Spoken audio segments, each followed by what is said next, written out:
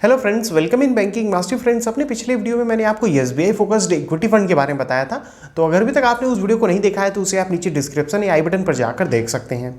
Friends, आजकल market में कई आईपीओ आ रहे हैं। ऐसे में आप सभी के लिए ये जानना बहुत जरूरी हो जाता है कि कैसे आईपीओ में इन्वेस्ट करना चाहिए कि मैक्सिमम प्रॉफिट हो सके आपको और आपको आईपीओ का एक बेहतर फायदा मिल सके। तो आज इस वीडियो में हम आईपीओ के बारे में सब कुछ डिटेल में समझेंगे। इसीलिए आज के इस वीडियो का टॉपिक है आईपीओ बाइंग गाइड। आज मैं आपको कुछ बेहतरीन स्ट्रेटेजी बताऊंगा जिससे कि आपकी अलॉटमेंट मिलने की चांसेस बढ़ जाएगी और आपको एक अच्छा खासा लिस्टिंग गेन भी देखने को मिलेगा। तो चलिए बिना देर किए वीडियो शुरू करते हैं। मगर सबसे पहले अगर आप हमारे चैनल पर पहली बार आ रहे हैं तो इसे सब्सक्राइब करके बेल आइकन दबा लें। इस पर मैं आपके लिए स्टॉक मार्केट, म्यूचुअल फंड और इन्वेस्टमेंट से रिलेटेड ऐसे ही वैल्यूएबल वीडियोस बनाता रहता हूं। आइए सबसे पहले जान लेते हैं कि आखिर ये आईपीओ क्या होता है।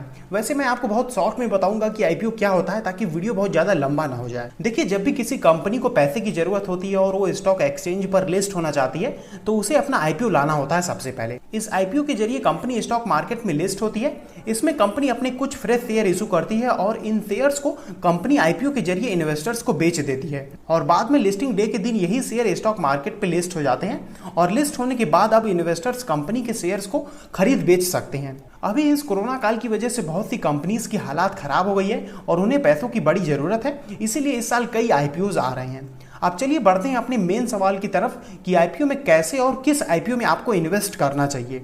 देखिए, सबसे पहले आप एक बात समझ लीजिए कि आईपीओ के जरिए आप रातों रात लखपति नहीं बन जाएंगे। इसीलिए आईपीओ के चक्कर में आप अपने रेगुलर इन्वेस्टमेंट को कभी भी डिस्टर्ब ना करें। जैसे कि आप किसी म्यूचुअल फंड या स्टॉक मार्केट में मंथली इन्वेस्टमेंट कर रहे हैं 5000 का या 50,000 का, जो भी इन्वेस्टमेंट कर रहे हैं तो उसे एज इट इज रहने दीजिए। उसको आपको डिस्टर्ब नहीं करना चाहिए। ऐसा नहीं करना है आपको कि आपने जो इन्वेस्टमेंट किया है उसको आप वहां पर रोक दिए और अब आईपीओ के लिए पैसा जुटाने लगे। आपको ऐसा नहीं करना है। और ये भी नहीं करना है कि आपने जो इन्वेस्टमेंट किया है अब उसमें से पैसा निकाल के आईपीओ में इन्वेस्टमेंट करने की प्लानिंग कर रहे हैं। ये दोनों एक सही स्ट्रेटेजी नहीं है। आईपीओ में आप अपने पास पड़े एक्सेस अमाउंट से ही इन्वेस्ट करें। आईपीओ अमीर बनने का कोई शॉर्टकट जरिया नहीं है। बहुत सारे लोग ऐसा समझते हैं, जो कि काफी गलत है। आईपीओ में जब भी आप इन्वेस्ट करें तो सोच समझ कर ही इन्वेस्ट करें, क्योंकि देखिए मैक्सिमम आईपीओज ओवर वैल्यूड होते हैं। ऐसे में आपको लॉस का भी सामना करना पड़ सकता है। इसीलिए आप अपने आप से यह सवाल पूछें कि क्या आप आईपीओ को फेयर प्राइस पे खरीद रहे हैं। आप ये पता लगाने की कोशिश करिए कि कंपनी अपना आईपीओ क्यों ला रही है। क्या कोई टेम्परेरी रीजन है? अगर टेम्परेरी रीजन है तो ये आपके लिए सही पॉइंट है। अक्सर जो गवर्नमेंट कंपनी के आईपीओ आते हैं वो फेयरली प्राइस्ड होते हैं। इन कंपनीज के आईपीओ में इन्वेस्ट करना ठीक रहता है। कंपनी फेयरली प्राइस्ड है कि नहीं ये पता लगाने के लिए आपको कंपनी के बारे में डिटेल एनालिसिस करना होगा। किसी भी स्टॉक की डिटेल एनालिसिस बेस्ट तरीके से कैसे करते हैं ये चीज अच्छे से समझने के लिए मैं आपको रिकमेंड करूंगा कि आपको इस वीडियो को एक बार जरूर देखना चाहिए। इसमें मैंने काफी अच्छे से डिटेल में समझाने की कोशिश किया है कि कैसे आप अपने लिए एक बेस्ट स्टॉक सिलेक्ट कर सकते हैं। यही सेम चीज आईपीओ में भी लागू होता है, क्योंकि आईपीओ भी किसी न किसी कंपनी के स्टॉक ही होते हैं। अब जब आपने ये पता लगा लिया है कि आईपीओ लाने वाली कंपनी सही है या नहीं, अच्छे प्राइस पर अपना आईपीओ लेकर आई है या नहीं, तब आप उस आईपीओ में आराम से इन्वेस्ट कर सकते हैं। और ये आईपीओ में इन्वेस्ट करने का सबसे सही तरीका भी है। आप कंपनी सिलेक्ट करने के बाद आप दो चीज कर सकते हैं, या तो आप आईपीओ को होल्ड करके रखें या लिस्टिंग डे के ही दिन आप सेल कर दें अपने सारे शेयर। तो दोनों में से आपको क्या करना चाहिए, आइए इस चीज को अच्छे से डिटेल में समझ लेते हैं। तो देखिए, किसी भी आईपीओ को लाने के लिए कंपनी को इन्वेस्टमेंट बैंक हायर करना होता है। आईपीओ सक्सेसफुल हो इसीलिए आईपीओ को एटलीस्ट 90% सब्सक्रिप्शन मिलना जरूरी है।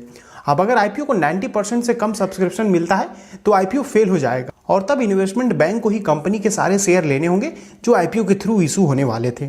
इसीलिए इन्वेस्टमेंट बैंक की कोशिश रहती है कि आईपीओ को ज़्यादा से ज़्यादा सब्सक्रिप्शन मिले और इसीलिए इन्वेस्टमेंट बैंक बेस्ट से बेस्ट स्ट्रेटेजी ऑफर करने की कोशिश करते हैं। और यही कारण है कि अक्सर इन्वेस्टमेंट बैंक आईपीओ को रिसेशन या बुल मार्केट में लेकर ज़्यादा आते हैं। रिसेशन में इन्वेस्टमेंट बैंक कंपनी के प्राइस को अंडर वैल्यूड रखते हैं और ये चीज़ स्पेकुलेटर्स के लिए काफ़ी अच्छा साबित होता है। आमतौर पर फ्रेंड्स हम ये कहते हैं कि इन्वेस्टमेंट में स्पेकुलेशन अच्छा नहीं होता है, लेकिन आईपीओ में स्पेकुलेशन बहुत अच्छे से काम करता है। पिछले कुछ डिकेड से जो आईपीओ लॉन्च हुए उनमें से 68% आईपीओ ने लिस्टिंग डे काफी अच्छा किया है।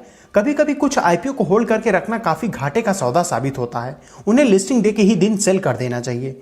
आईपीओ में लिस्टिंग गेन की स्ट्रेटेजी एक बहुत ही अच्छी स्ट्रेटेजी साबित होती है। प्रीवियस ट्रेंड ये सजेस्ट करते हैं कि आईपीओ प्रमोटर ऐसी स्ट्रेटेजी को फॉलो करते हैं जिससे कि आईपीओ में लॉन्ग टर्म इन्वेस्टर को ज्यादा प्रॉफिट ना हो, जबकि शॉर्ट टर्म इन्वेस्टर और ट्रेडर्स को आईपीओ में आए हाइप की वजह से काफी प्रॉफिट मिलता है।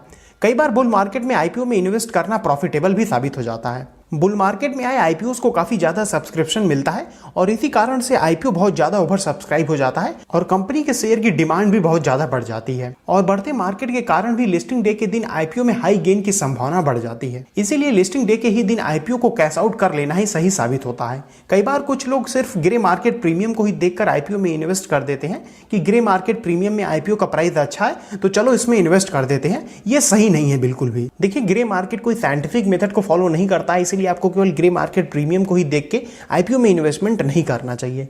आईपीओ में लिस्टिंग गेन के लिए आपको सबसे पहले ये देखना चाहिए कि आईपीओ कितना ओवर सब्सक्राइब हुआ है। हाई ओवर सब्सक्राइब से लिस्टिंग गेन की संभावना बढ़ जाती है।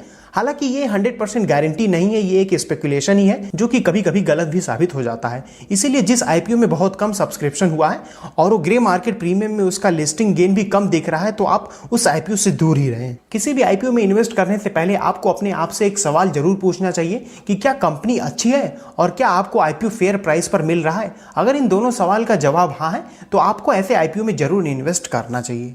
अब आपने ये तो समझ लिया कि आपको आईपीओ में कैसे इन्वेस्ट करना चाहिए कि आपको ज़्यादा से ज़्यादा प्रॉफिट हो, या आपको किस कंपनी के आईपीओ में इन्वेस्ट करना चाहिए और किस कंपनी के आईपीओ को अवॉइड करना चाहिए। लेकिन अभी तक मैंने आपको ये नहीं बताया कि आप आईपीओ में कैसे इन्वेस्ट कर सकते हैं। अब फ्रेंड्स, आईपीओ में इन्वेस्ट करने के लिए आपको डिमेट अकाउंट की आवश्यकता होगी और डिमेट अकाउंट आप चाहें तो एंजल ब्रोकिंग और जीरोधा के थ्रू बिल्कुल भी फ्री में खोल सकते हैं। इन दोनों का आपको मैं लिंक नीचे डिस्क्रिप्शन में दे दूंगा। आप चाहें तो वहां से जाके अपना अकाउंट खोल के आईपीओ में इन्वेस्टमेंट कर सकते हैं। आई होप फ्रेंड्स कि आईपीओ से रिलेटेड आज आपकी सारी डाउट्स खत्म हो गई होगी। अगर अभी भी आपका कोई सवाल या सुझाव है तो उसे आप नीचे कमेंट सेक्शन में जरूर पूछें, मैं आप सभी के जवाब देने की पूरी कोशिश करूंगा। साथ ही में जाते जाते आप मुझे ये भी बताएं कि आईपीओ के मामले में आपका एक्सपीरियंस कैसा रहा है। क्या आपको कभी आईपीओ में प्रॉफिट हुआ है या लॉस हुआ है? मुझे आप सबके एक्सपीरियंस जान के काफ़ी अच्छा लगेगा। अगर ये वीडियो आपको हेल्पफुल लगा हो तो इसे लाइक एंड शेयर जरूर करें अपने सभी फ्रेंड सर्कल में, ताकि वो भी आगे आने वाले आईपीओस के थ्रू एक अच्छा पैसा कमा सकें। इस वीडियो को देखने के लिए आप सभी का बहुत बहुत धन्यवाद। फिर मिलते हैं ऐसे कैसे वीडियो में।